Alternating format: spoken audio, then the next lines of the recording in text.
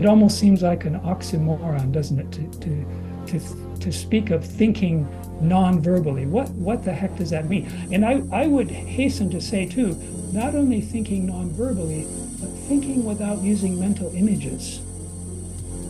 That's perhaps even more shocking, because some people can maybe learn to not cogitate, right? Maybe that inner voice quietens a bit, but they might still be thinking in terms of visuals, metaphors that they see, even if they're very subtle ones. But in this form of inquiry, even the mental images drop off. So it's coming from a place of real silence, I guess you could say, silence and emptiness. Michael Webb joins the Plutopia podcast this time as we discuss meditative inquiry, meditation practices, intelligence, experts, and much more. Hey, welcome everybody. We're back. Another Plutopia podcast.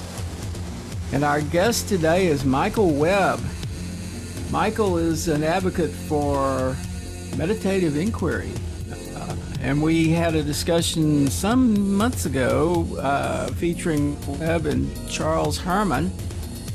And now it's just Michael here. And Michael had a long talk a couple of days ago. And I said, hey, we ought to be doing this for the podcast. So welcome, Michael. Thank you very much. And thank you for having me on again. We're looking forward to it. Well, we've been looking forward to talking to you again, too. I guess one of the things we should discuss, because it's come up, is meditative inquiry. Mm-hmm. And I guess one question about that is, how is that different from other forms of inquiry? Yes, very good question.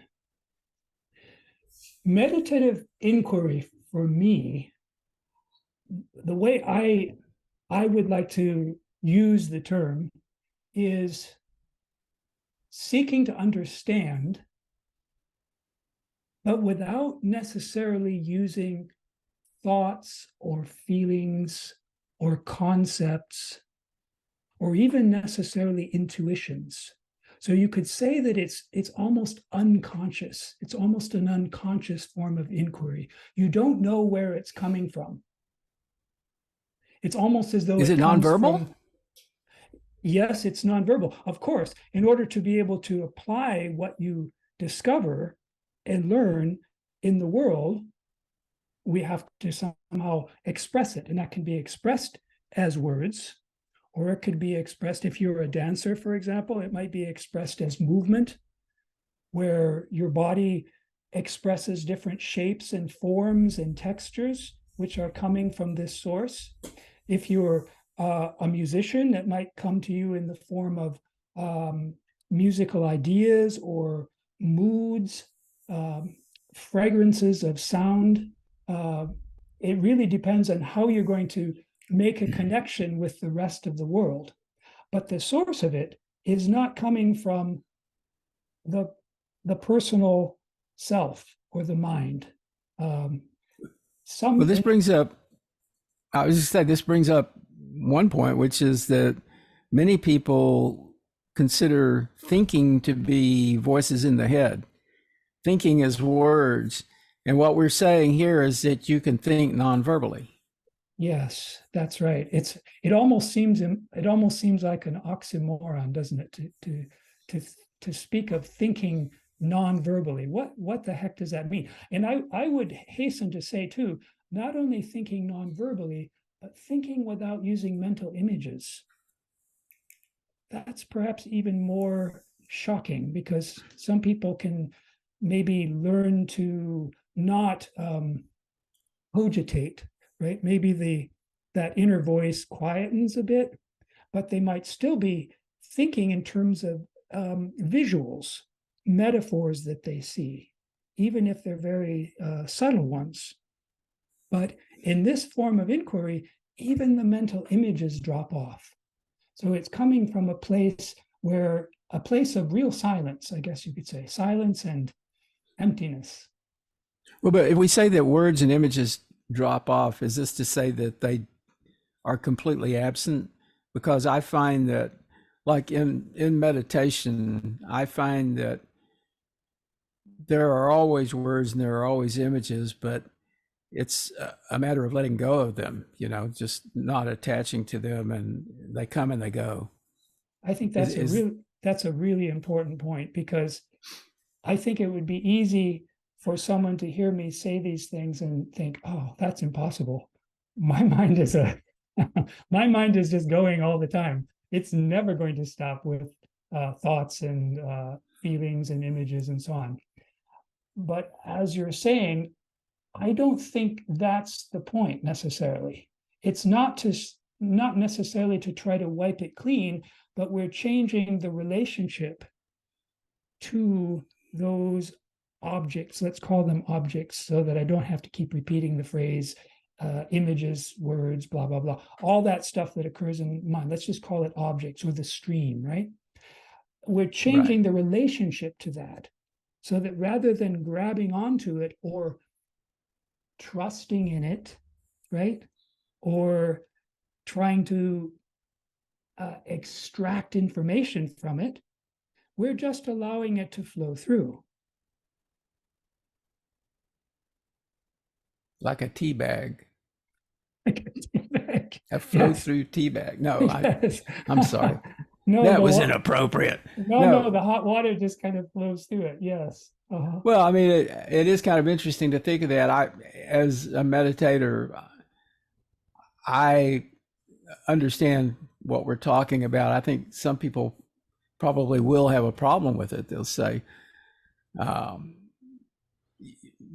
mean, this kind of removes intention from the process, right? And most people are fairly intentional much of the time. Yeah, that's where it gets kind of, I don't want to say tricky, but okay, so maybe we should just ask, how does intention play a role?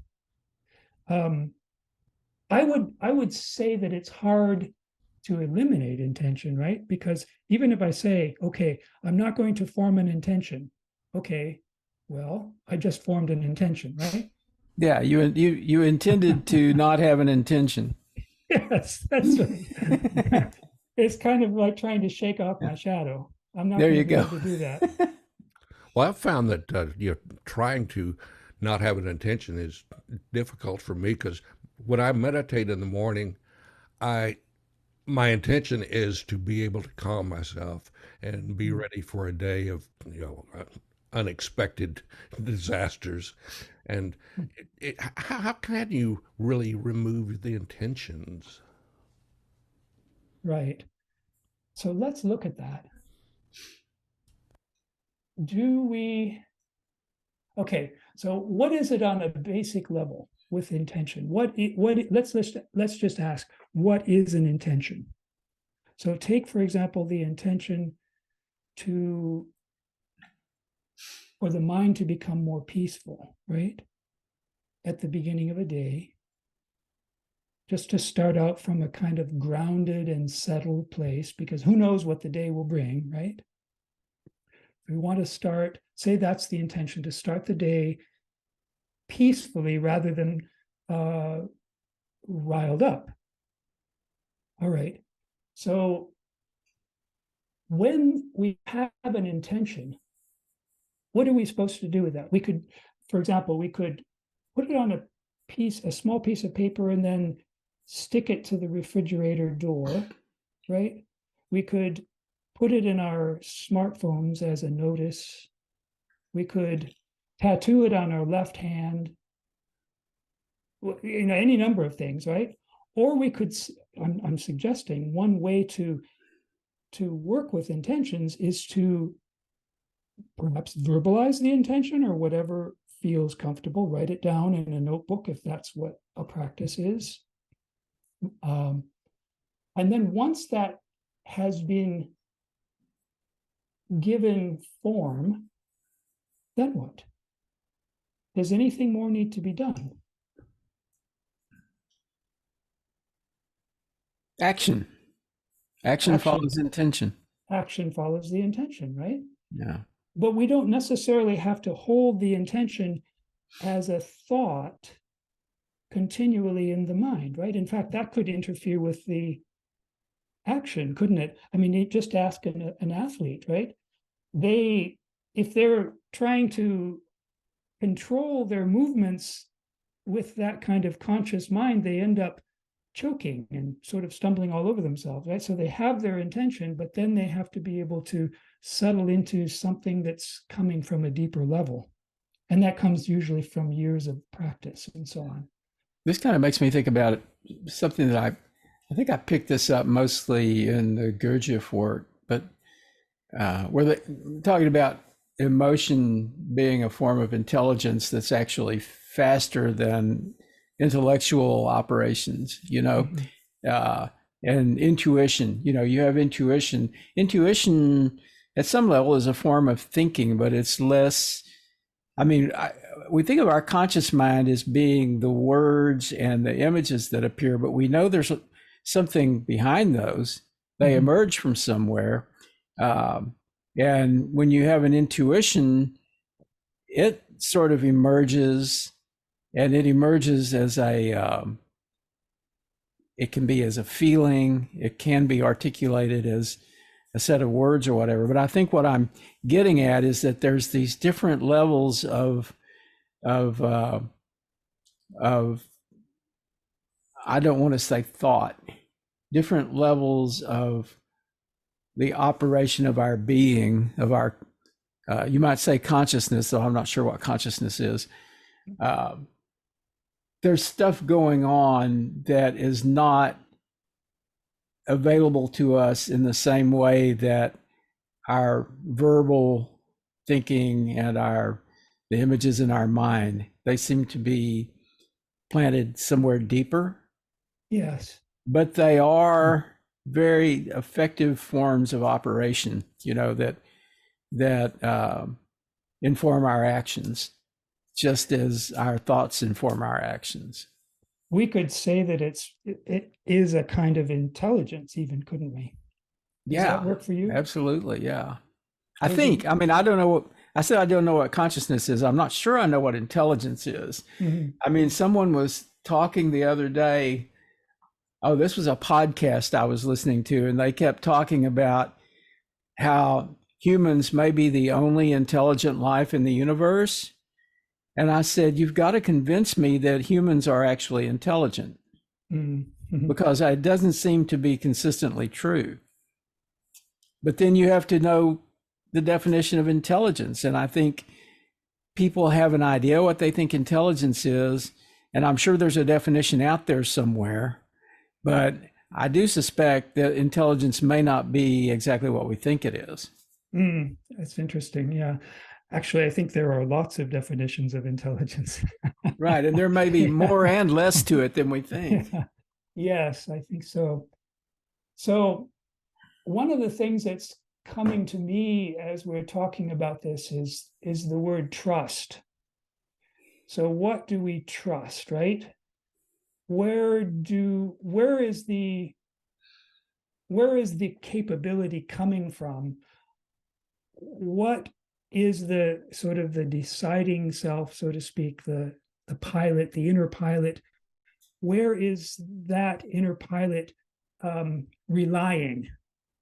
Is the inner pilot going to rely on this string of thoughts and images and so on, this kind of explicit kind of form or mode of acting, or is it going to rely more on this other kind of quote unquote intelligence that you referred to just now, John? Yeah. You see, but it's hard to trust something that you can't see. Well, right? That's faith, right? It is a kind of faith, isn't it? Yeah. Mm-hmm. Yeah, because I think faith is trusting something without really having clear evidence that it's so, as in faith in God. wake up in the morning, see God standing there. But some people have a very powerful faith that there is a God, whatever they think it is. Some people think it's a little guy with a long beard. And some people think it's some force within the universe or some pervasive intelligence. There's a lot of ways to think about it. But all of those things sort of require faith, because it's not something that you can see and grasp in the same sense that you can see and grasp, some item or even some concept. Some concepts can be based on evidence, but there are some concepts that you will have that where you don't really have evidence for them, and you just have to accept them on faith. So that leads me to ask, how do we first get this confidence to be able to step out in this way? And perhaps once it's first experienced or tasted, then how can that confidence grow and deepen so that it becomes this kind of day-to-day, moment-by-moment faith or trust? Because it takes a lot, doesn't it? Especially if we're navigating through anxiety ridden passages of life, right? Where, there's a lot of maybe high stakes and lots of confusion and so on. How can a person first catch the flame of just to begin to even know what it is? And then once the first flame has been caught, how can a person nurture that flame or allow it to continue to grow until it becomes foundational? So how do we even approach that? Wow. This is bringing a lot of thoughts and images to my mind. Yeah. One thing I started thinking about was the problem of having someone who has complete confidence or faith in something that is absolutely incorrect. Mm-hmm. QAnon, Mm-hmm. for example. Many of us think that the QAnon beliefs are absurd, crazy, Mm-hmm. but there are people who are absolutely committed to those beliefs. And how do we interact with that phenomenon? And should we be trying to fix those people so that they have confidence, beliefs, faith that aligns more with something that we feel is real?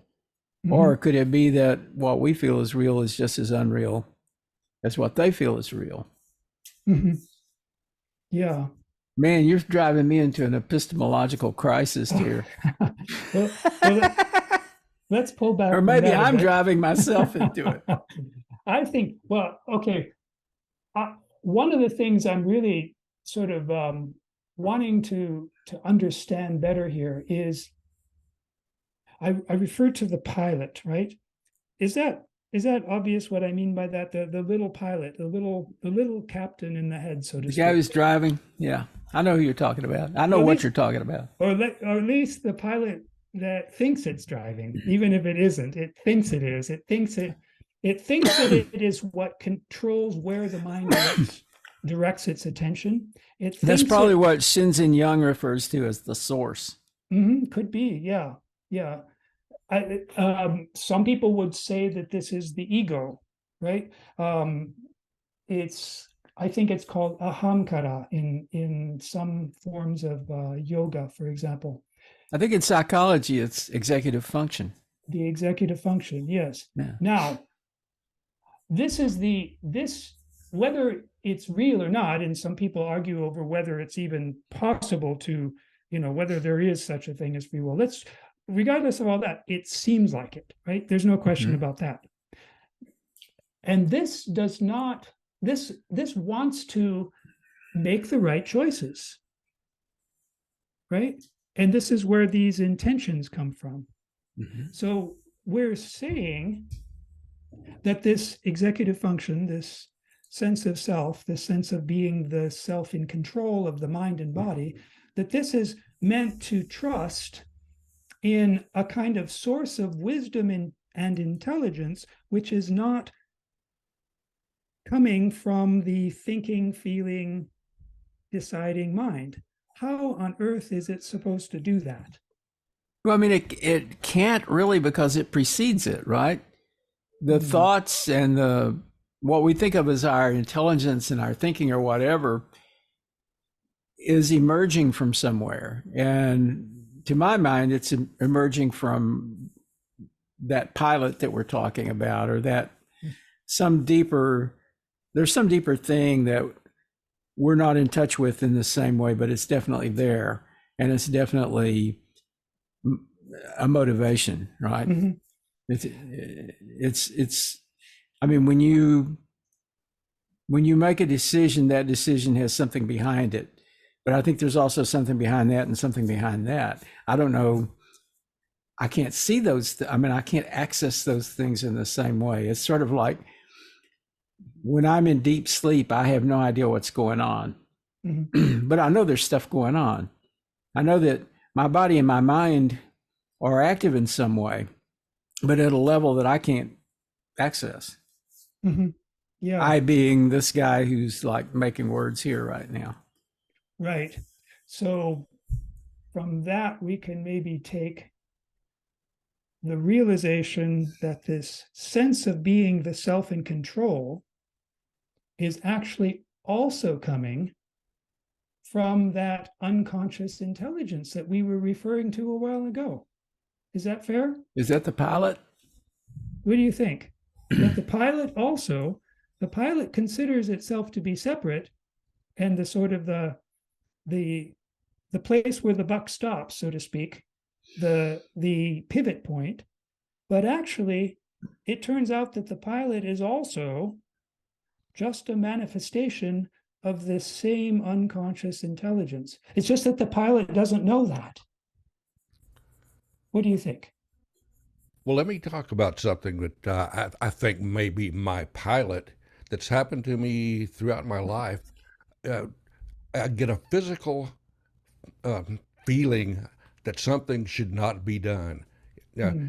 I didn't realize it the first time it happened. I got almost physically ill because I was going to go with some people that I didn't really know. And beforehand, I started thinking, should I be doing this? And I got almost physically ill, but I said, no, that's just crazy. So I went and did it. And these people were up to some really bad stuff, and I had to extricate myself from the situation. And after that, I didn't ignore those things. And the most recent one happened when my wife and I were exploring her dad's property up in Humboldt County in California. And he had, purchased this property a long time ago and hadn't been up there in a long time. So we followed his map and we got almost into the area where the property was. And I got that feeling, and my wife got it as well. And we said, we cannot do this. We need to turn around and leave. I found out the next day that there had been a number of properties up there that had been taken over by cartels that were doing illegal drug grows up there. Yeah. And they were very well armed and didn't like having people come. So since I had those experiences, my pilot seems to have good intentions as far as my well-being. Is that really it, or I'm just being a paranoid person? I think you're really lucky to have such clear messages coming in that way, because some people don't get those at all, or they come so subtly that they're easily overridden, or they might get those messages, but they turn out to be wrong. Or they ignore them because they think it's just crazy. Yes. And yours are very clear, and you've had enough experiences to teach you that they come from a good place and they're to be trusted. But other people might have them where they're not as clear, and maybe they follow it once and it leads them into some sort of a disaster, and they think, well, that's the last time I'm going to pay attention to that. Yeah, is there such a thing as a bad pilot, a malevolent pilot that doesn't have your best interests at heart? Well, it's hard to say. I mean, when I'm thinking of a pilot, I'm thinking of the sense of being a self in control, right? Even though, as we were just noticing a while ago, evidently that self that thinks it's in control is not is in as much control as it thinks it is, right? That there is some kind of an unconscious, even deeper than the feeling of being in control. Well, the pilot can fly his plane into a storm and he's not in control, completely, because he's in a context, Yes. where there's other things going on. That's right. Yeah, and we never know where the pilot is getting its intentions in the first place, right? Why does the pilot want what it thinks it wants, right? One thing that occurs to me is that I've had times when I had a real resistance to something, which I know was actually from fear. Mhm. And I went ahead and did what it was anyway, and it was turned out to be the right thing to do. So I think there's a distinction between the kind of feeling that Scoop is describing and fear, and you have to be able to make that distinction because in many cases you have to overcome a fear or a resistance you have to doing something that where you have some level of discomfort, at least before you do it. Maybe when you're into it, you're okay. And that's different from having a feeling that, as Scoop described, that is really a clear message that something's wrong. I think that's such an important point you just made. It's so tricky too, isn't it? It's very, Yeah. How do we distinguish these two very clearly different messages that seem to be coming from beyond the conscious thinking self, or even the feeling self, so to speak? But they do seem to have a different quality. One is wanting us to almost take a route that leads not to our further growth and unfolding, while another one is protecting us from something and probably also taking us toward growth and unfolding, right? So how, and we're talking about trusting these, but without having to think about it. So obviously, we're not going to sit there and think, well, is this the feeling that Scoop is talking about, or is this the feeling that John is talking about, right? Now that's not going to help. I mean, I'm thinking about how every time I'm going to travel, for instance, I have a sense of dread about it. I have a real resistance to it. And it's like I don't want to do it. And I've come to understand that that's sort of like maybe related to fear of the unknown, or just a discomfort with knowing that I'm going to be out of the element I'm usually in, where I kind of know where everything is and I'm completely in control and so forth. And it's really, it turns out to be okay. I travel and I have a good time. Everything's fine. So I have come to understand what that sense means, and that I just really have to just ignore it and do my thing. So you can learn to understand that you have a feeling that is not an accurate sense of what is to be. Mm-hmm. And that differs from a feeling that you have that probably goes deeper. I mean, what Scoop was feeling, what he was describing feeling there, probably was a much different and stronger sensation than just a mere fear or dread of doing something that is, really just your dread of getting out of some comfort zone. John, maybe it is that fear you're talking about before traveling is more a result of prior experience. I fear traveling sometimes because I remember what it was like, because traveling has become very complicated, especially if you're flying on It's an true. airline. So sometimes that fear has been instilled in you by a prior experience. I'm supposed to make a trip this summer, and I've been sort of procrastinating buying the tickets. I don't know Yeah. why, because it's not that I'm not looking forward to the trip, because I am. And I know that the longer I wait, the probably more likely it is that they'll cost more. So what is that? So this is weird. I'm thinking that this is a point of going back to meditative inquiry. In other words, we can't resolve this by thinking about it. And we have to go back to that inner silence. And that's what kind of tells us which kind of directives these are, whether they're the directives that are keeping us from harm and telling us about a pitfall that lies ahead, or whether they're the directives that are saying you need to just push through this, right? In other words, rather than trying to sort it out by thinking it through, can we make the question? So how does this kind of inquiry work? I think that one way to do it is to form the question as well as you can, in the simplest way you can, and then just sort of set it at the door of a kind of almost like a sacred room that you're about to enter. You just kind of set it just outside, and then you leave it there as you go into this room.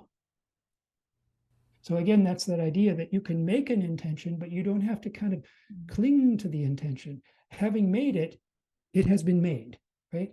Having posed your question, it has been posed, right?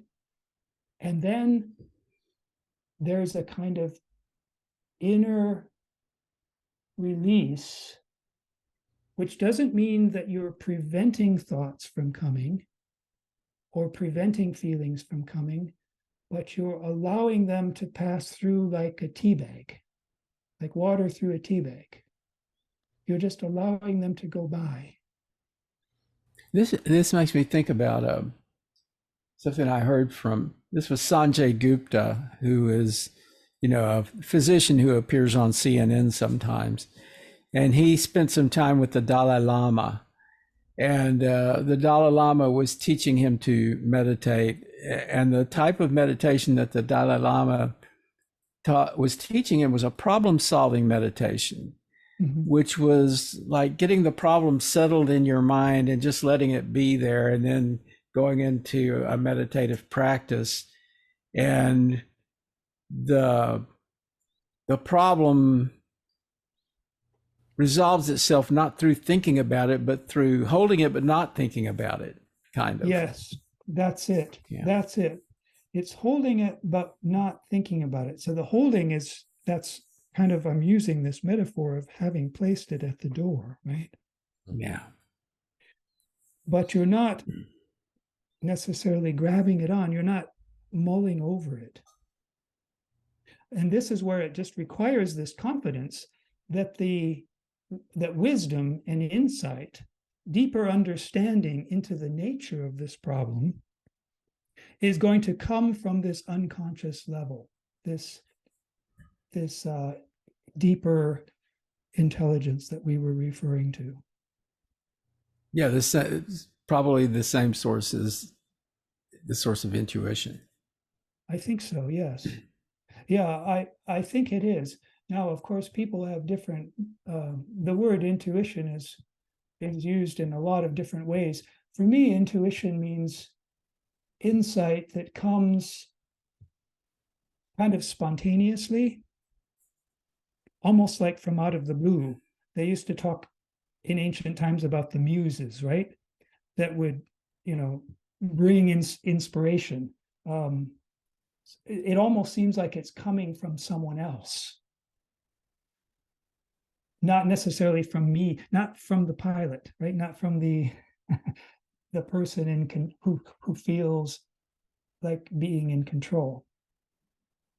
So this has to do with acquiring a certain relationship or orientation or posture toward the mind, toward the thinking, feeling, narrative making, image generating mind, a sort of posture toward your own internal chat GPT, so to speak. And this orientation is one of saying, okay, this is there, this is happening, right? But what? But the trust is in something deeper. Does that work? Am I missing something there? I think I get that. Yeah. You brought up Chat GTP, and I was just thinking about how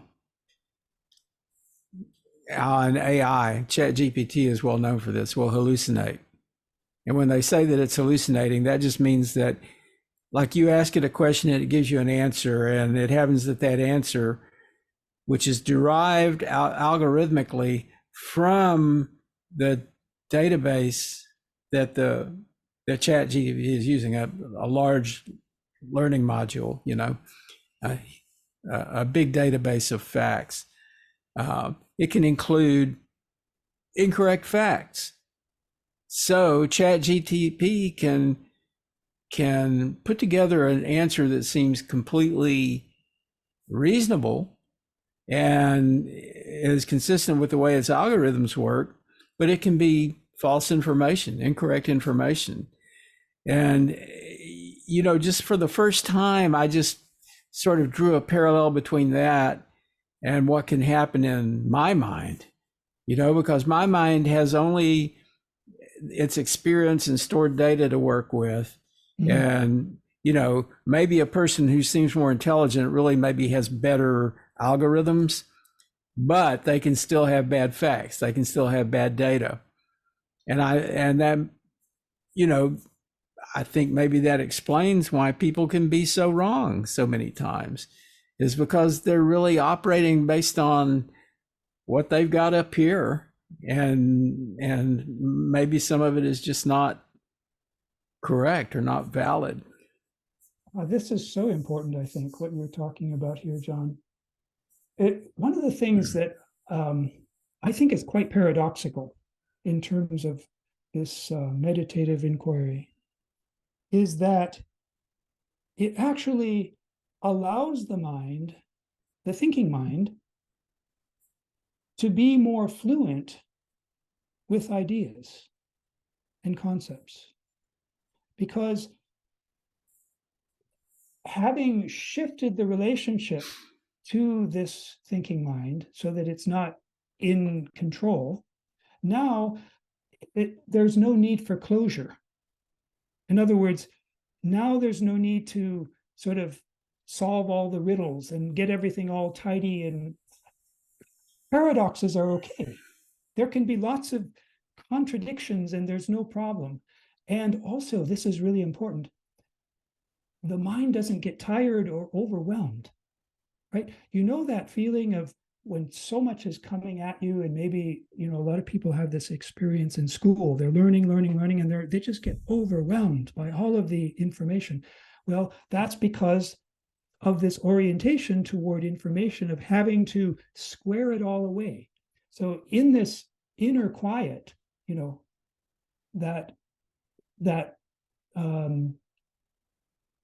room that I was talking about, where you leave your cares just outside the door and go into that room, in that inner quiet, now the mind doesn't have to figure it all out. So there's a tremendous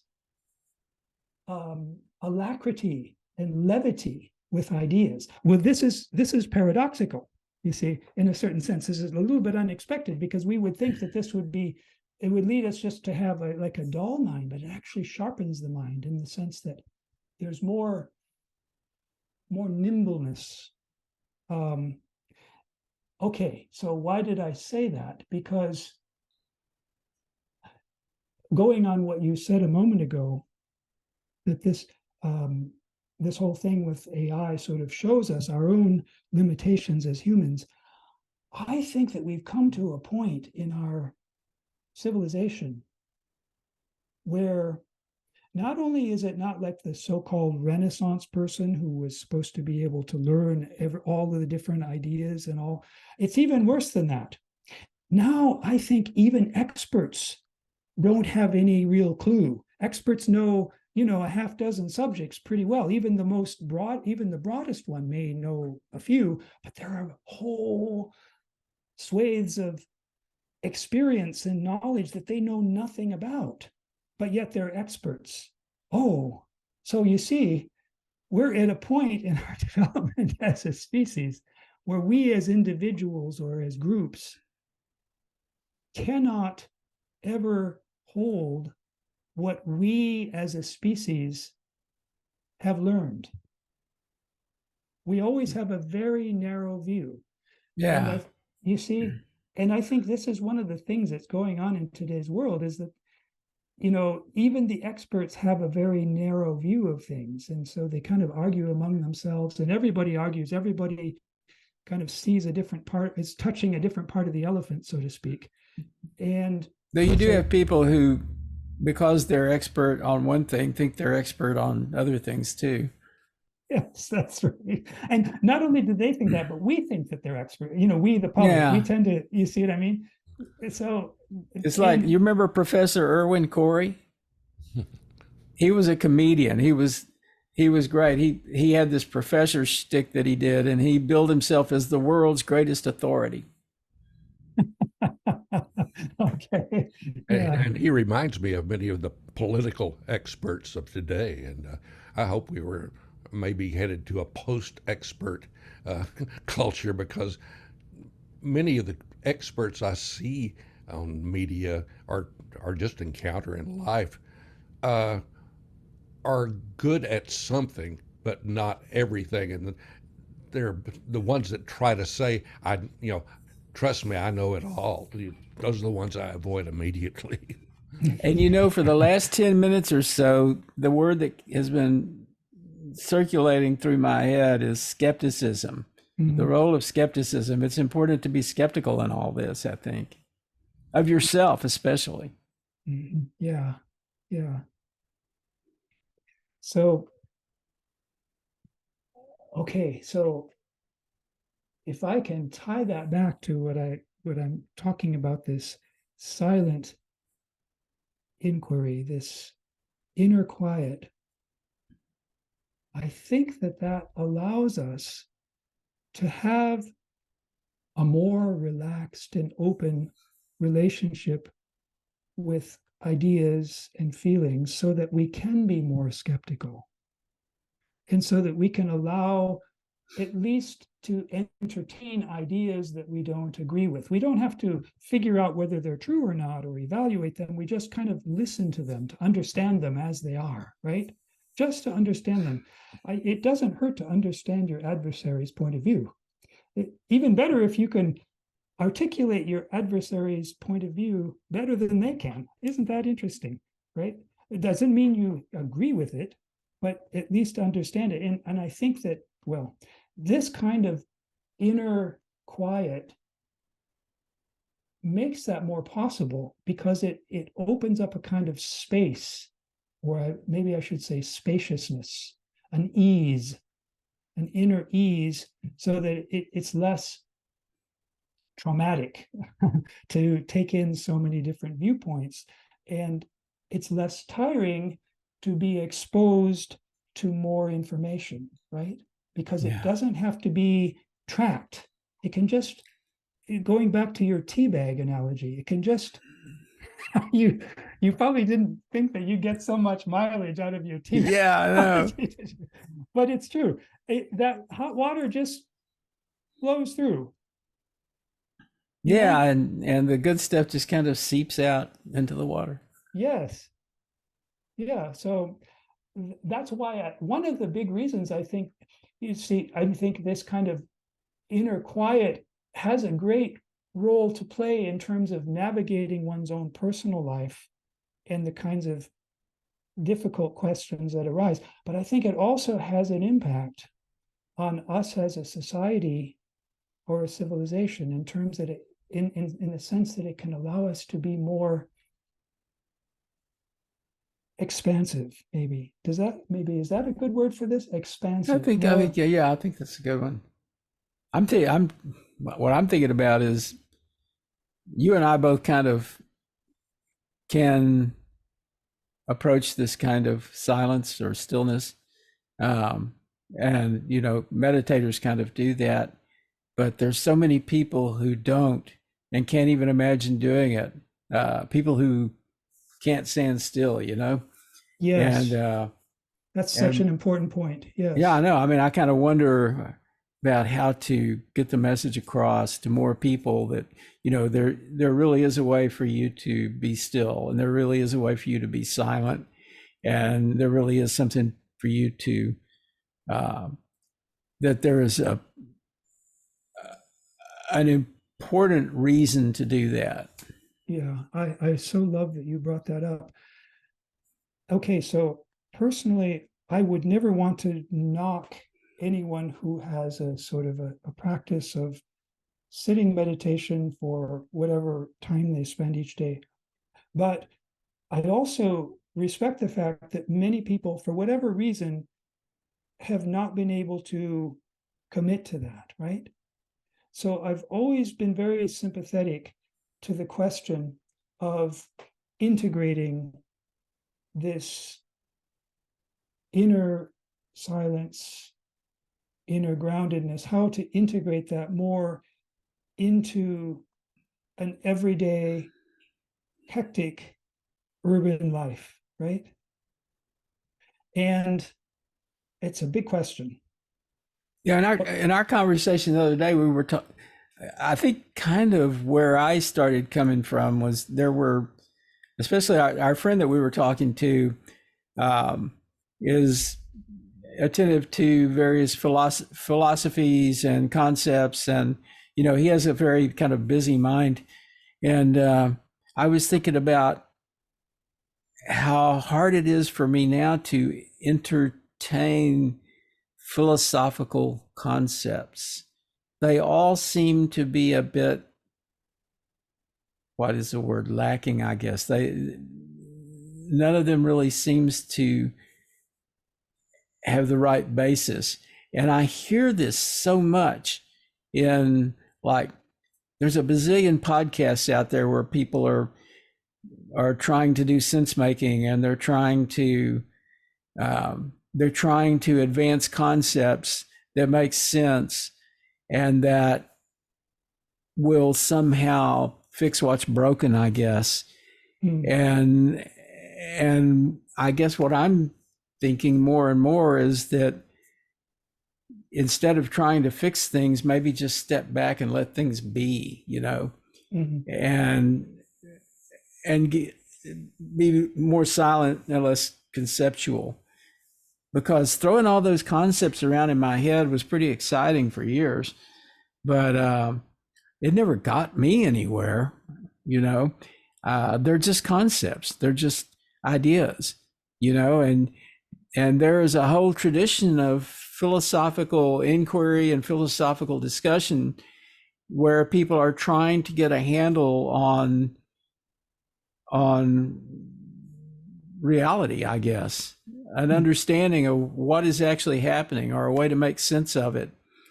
And I don't even know that you can come up with something that consistently works. Yeah. I'm going to pick up on a phrase that you used just then, because you said quite a few things, but I heard you use the phrase step back. And then you said let things be. But I think it's hard for some people to understand what it means to let be, but step back. Okay.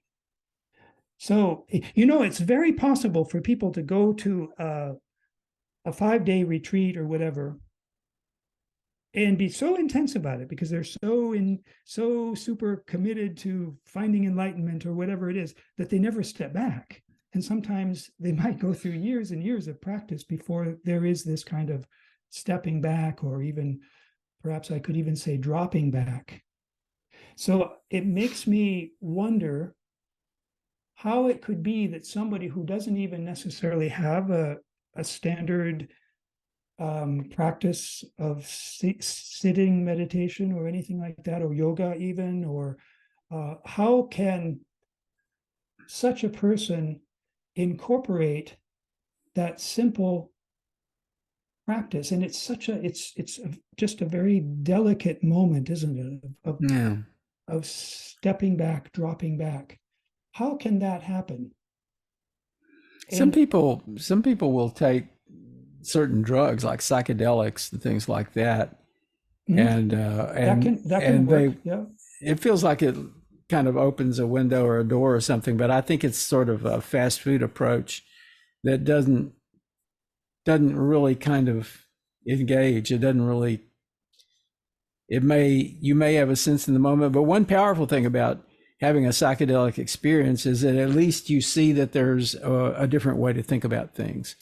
Yeah. Yeah. It can kind of open the door. It's sort of a almost an overused expression for that. But I like that Michael Pollan book title, How to Change Your Mind. okay. And Yeah. that's his book about psychedelics. Oh, okay. I see. Yeah. Yeah. Well, all right. So that is one way. Taking some sort of a hallucinogenic drug or something like that can also, I mean, sometimes just traveling to another country can be involved with stepping back because it sort of reorients you to a lot of things. There are lots of ways, but I'm talking about just as you're going through your day Yeah. and something taps you on the shoulder and points out that you're very tense and very narrowly focused, very tunnel visioned, and very so it just taps. Notice, then what? How can there be now a release, a dropping back? And I would like to suggest, I see we're running out of time, so I'm going to just sort of barge ahead and Onward. and make a suggestion here. One way that is kind of tried and true is to feel your whole body. This helps a lot of people. Just learn, and you can kind of spend a little time doing this. When I say you, I don't mean you guys that I'm talking to. I'm just meaning you in general. Can maybe practice this even in bed just before going to sleep. It even actually sometimes helps sleep. Is just to be able to feel the whole body at once. So you can feel each part of your body one little bit at a time, but then with a little bit of practice and just release, letting into it, it becomes possible to feel the whole body. Now, when I say feel the body, I'm not necessarily meaning to feel what's touching the body, like not necessarily feeling the sheets or your pants, trousers, or whatever, but feeling the inside of the body. It's like opening your awareness to your entire body, because Yes, you are at some level feeling your body all the time, but you're not necessarily feeling it in a awareness way, you know. that's right. Yes. So simply being able to drop into that at any moment is one way to sort of create a gap and to allow that sort of tunnel vision-y thing to release a bit, to soften. That's one way. Another way is just to stop and ask, what's going on here? And it's not necessarily a question that's seeking an explicit answer. It's a question that's looking for whatever, if anything. It might not even be a clear answer, but just to sort of, it's almost like if you've ever practiced or known somebody who practiced lucid dreaming, they have certain things that they do during the day to get them ready for it, ready for being able to recognize that they're dreaming during a dream. And it's almost like that, just saying, it's almost like asking, am I dreaming right now? And you're just kind of open. That's not necessarily the question I mean to ask, but something along those lines, like, what is all this? What's happening right now? That can be another way to allow the focused, grasping, tense pilot mind to release a bit, to use your term, to step back or drop back. Yeah, I mean, you can be running thoughts and concepts through your mind constantly to the extent that you're really not in the present and you're not where you are. You're here, you're not here. And you lose any sense of what's happening around you. You may be oblivious to, it's sort of like that. You remember the video of the guys who were like dribbling a basketball or something and a gorilla walks through, and they tell you before you watch the video to pay attention to the ball. So you do, and you don't see the gorilla. Exactly. Yes, that's a very, very good point. That's called by psychologists inattention blindness, but I think a better name for it is attention blindness. We don't realize it, but attention actually is a form of blindness. How many times have you heard of somebody who had a car accident and they said, I didn't see it coming? Well, they were looking at something. They just weren't looking at the traffic. Yeah, they say I wasn't paying attention, but they were. They were just paying attention to the wrong thing. They were paying attention to something else. That's I've fallen victim to that while driving, and get something going in your mind, and you're concentrating on everything but the driving that you're just supposed to be doing, and it end up miles past where I was supposed to be before I realized you need to pay attention to where you are right now, not whatever that disaster was that was going on in your mind. And it's dangerous sometimes. And I think that this is another way for that stepping back or dropping back to happen, is simply to tune into whatever it is that we're seeing and hearing, assuming that we can see and hear. Just whatever it is, just notice whatever that would be, right? This is what sometimes is called mindfulness, but it's a kind of not a focal mindfulness. In other words, it's not an intentional sort of grabbing onto the present moment, but just a kind of what are my senses taking in right now? Okay, and so that's yet another way to have that kind of stepping back, because the moment the mind is sort of engaging with what is being seen around, the mind is no longer engaging with those inner ideas, those inner visualizations, right? Rather than sort of picturing yourself at whatever that party 5 years ago, now the mind is taking in whatever the scene is around. So what that does is that, again, it creates that gap, that creates that open space that allows the mind to open into this kind of quiet where there's this other relationship to the objects of mind, to the mind stream of thoughts, feelings, and so on. And it is just a shift in posture, a kind of internal yoga, so to speak, an inner asana of not trying to force things to stop in the mind, but at the same time not being distracted or carried away with them. Simple as that. I think that's we're kind of at the end now, so I think that's a good place to drop. But I really hope you'll come back and we can do this some more. Oh, we could probably talk for hours. I had a great time. I had a really good time. Yeah, me too. Well, thank you so much for coming. You can follow the Plutopia News Network at plutopia.io. On Facebook, go to @Plutopia News. On Twitter, it's @Plutopia. With John Lepkowski, I'm Scoop Sweeney. This is the Plutopia News Network, 20 minutes into the future.